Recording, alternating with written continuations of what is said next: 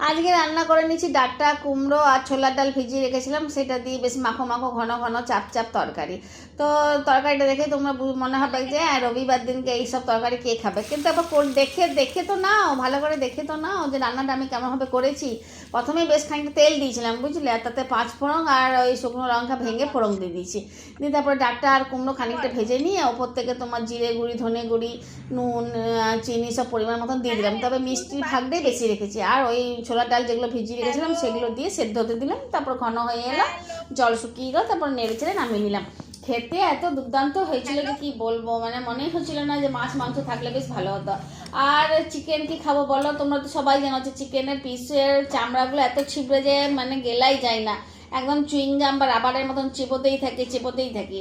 আর ওইদিকে ছাগলের মাংস সবসময় ভালো পিসটা পাওয়া যায় না বাবা, ওই যে টিভিতে দেখায় নল্লি পিস, এই পিস ওই পিস, ভিডিওতে ওরকম পিস পাওয়া যায় না।